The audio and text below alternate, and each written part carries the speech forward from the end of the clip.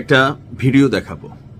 ভিডিওটা দেখানোর আগে বলছি যে জামাত ইসলামের যারা আছেন আপনারা আবার আমারে ভুল বুঝেন না যে আমি এই ভিডিওটা আসলে আপনাদের জামাতের বিরুদ্ধে করছি। আমি জাস্ট আমির হামজা নামক যে লালা হুজুর আছে এরা যে কতটা ভণ্ড আমি জাস্ট এইটা প্রমাণ করার চেষ্টা করতেছি। কারণ আসলে ওনারা যে কত রকম পোল্টিবাস ক্যারেক্টারে যাইতে পারে ভাই, এগুলার কারণে এই আমির হামজার মতন ক্যারেক্টারে আপনারা যেদিন নমিনেশন দিচ্ছেন অনেক ভোট নষ্ট হয়েছে।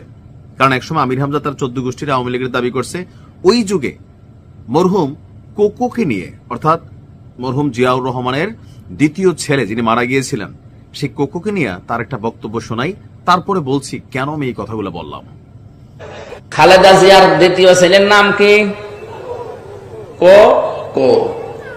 কয়কার বাদ দিয়ে যদি শুধুমাত্র হর্ষকার দিয়ে দেন, এই কো কো, ওর দাদি যদি ডাক দেয় যার দাঁত নেই কি বলে ডাকবে? কুকুর। বলবে কুকুর পানি নিয়ে আয়। নিশ্চয়ই শুনেছেন। এতটুকু শোনার পরে যদি মনে হয় যে তিনি রাইট, তাহলে আপনি মুসলিম নামের বা মানুষ নামের পশু ছাড়ার কিছুই না।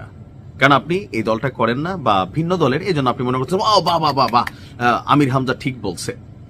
এই যে হুজুর, তিনি তো একজন আলেম। এই লোকের যে চরিত্র দেখেন, রাশমিকার মধ্যে লালা ঝরে ওনার, তাই না? জামাত থেকে নমিনেশন পাইয়া এখন ওনার এগুলা বের হচ্ছে। আমরা সমালোচনা কেন করতেছি? যখন আপনি ক্ষমতার দিকে ধাবিত হবেন আপনার সবকিছু নিয়ে কথা হবে। সমালোচনা সহ্য করার মতন ক্ষমতা আপনার থাকতে হবে, কারণ আপনি তো এগুলাই করছেন এত বছর মানুষের। আপনাকে নিয়ে এত বছর আলোচনা হয় নাই কারণ আপনি ছিলেন মজলুম। এখন আপনি ক্ষমতাবান হতে যাচ্ছেন, সো অনেক কিছু আসবে।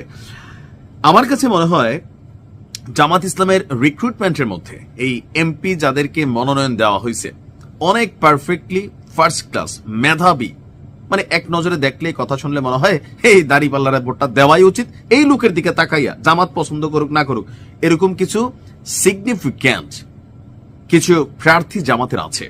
আবার এই আমির হামজার মতন 2-4 জন, আরো 2-1টার কিন্তু ইদানিং দেখা মিলতেছে। এদের যখন এই ধরনের কর্মকাণ্ড সামনে আসে, আপনি এই মানুষটার কাছ থেকে মানে মুনাফিকি অ্যাক্টিভিটিস স্যার আপনি কি পাচ্ছেন? আমির হামজার পুরো বক্তব্য আপনি দেখবেন, অন্য আলেমদেরকে নিয়ে তো আমরা সমালোচনা করি। আমি তো মিজানুর রহমান আজহারীর পক্ষে অলওয়েজ কথা বলি। কেন? তিনি ভালো কথা বলেন। আমি ওনার কথা তার মধ্যে ওই রকম নেগেটিভিটি কিছু পাই না। দেখেন, ওই যে জামাতের অনেকে মনে করতে পারেন যে আমি হয়তো নির্বাচনের আগ মুহূর্তে এই ভিডিওটা করা জামাত বিরোধী অবস্থান। না ভাই, আওয়ামী লীগ সরকারের সময় আমার বিরুদ্ধে মন্ত্রী পরিষদ বিভাগ থেকে একটা চিঠি গেছিল এসবি থেকে। এই চিঠি রেফার হয়েছে আমার থানাতে, বুড়িচুং থানায়। সেখান থেকে বেশ কিছু ইনভেস্টিগেশন হয়েছে, ডিবি, এসবি, পুলিশ, আরো সরকারের বিভিন্ন পর্যায় থেকে। কারণ কি, আমার একটা দোষ ছিল কি, এখন যে দোষে আসক্ত এই মুহূর্তে তো আছি, কোনটা? যিনি সরকারে থাকেন, যিনি ক্ষমতায় থাকেন, তার অন্যায় কাজ নিয়ে সমালোচনা করা। এখন যে ক্ষমতায় থাকে সে তো তার সমালোচনা পছন্দ করে না। এই যে আপনারা অনেকে যারা আমার গালি টালি দিচ্ছেন, তো তারাও তো ভাই এই সামান্য সমালোচনায় আপনি নিতে পারতেছেন না। অনলাইনে একটা গালি দেওয়ার ক্ষমতা সিটি দিয়ে বসছেন। আর যার কাছে ক্ষমতা আছে, প্রশাসন আছে, সে প্রশাসন দিয়ে আমরা ডিস্টার্ব করবে। দিন শেষে আমারে জামাতের এজেন্ট বানাই একটা চিঠি চলে গেছিল, যদিও পরে সেটা ধোপে টিকা নাই। আমি জামাতের রাজনীতি করি নাই, জামাত নিয়ে অনেক পজিটিভ কথা বলি, যেটা পজিটিভ। অনেকে আমার জামাতের লোকই মনে করেন হালকা হালকা, এটা নাকি জামাতের দাড়ির একটা আইকনিক দৃষ্টিভঙ্গি। না ভাই, আমি সাধারণ মানুষ, আমি চেষ্টা করি ধর্মকে মানার। সেই জন্য আমার কথাবার্তার মধ্যে হয়তোবা যেতে আছে মুসলিম, আমি ট্রাই করি যতটুকু পারি আমার দ্বারা সহজে সম্ভব এটা মাইনে নেওয়ার।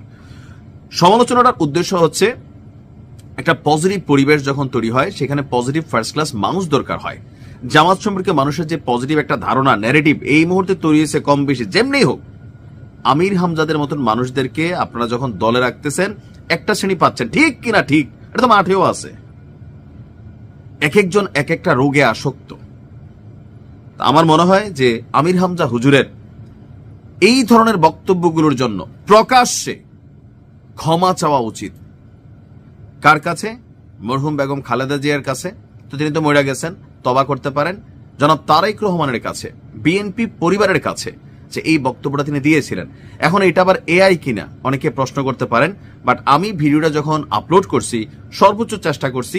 আমার কাছে মনে হয়েছে ভিডিওটা রিয়েল। তারপরও যদি কেউ মনে করেন যেটা এআই, আমি ভিডিওটা নামিয়ে নিব, তবে প্রমাণ দিতে হবে, কারণ আমি এটা বিভিন্ন জায়গায় যাচাই করে ভিডিওটা আপলোড করছি। এদের অনেক কিছু আছে। এই ধরনের মানুষরা ধর্মকে ব্যবহার করে রাজনৈতিক দলকে টার্গেট করে, রাজনীতিকে ব্যবহার করে ক্ষমতা যাবার জন্য টার্গেট করে। দিন শেষে ভিতরে এদের লালা ছাড়া আর কোনো কিছুই নাই। দিন শেষে ক্ষমতা, শুধু লেবাসটা এরকম। জামাত ইসলামের ভালোর জন্য বলছি যে ওনাকে দিয়ে একটা সরি বলাই ফেলবেন। আর যেহেতু ইলেকশন চলে আসছে, এখন তার মনোনয়ন বাদ দেওয়ার সুযোগ নাই। যদি থাকতো আমি বলতাম যে ওনারা বাদ দিয়ে দেন। হুজুরের ভক্তরা হয়তো কষ্ট পাবেন, এটাই সমস্যা। ভালো থাকুন।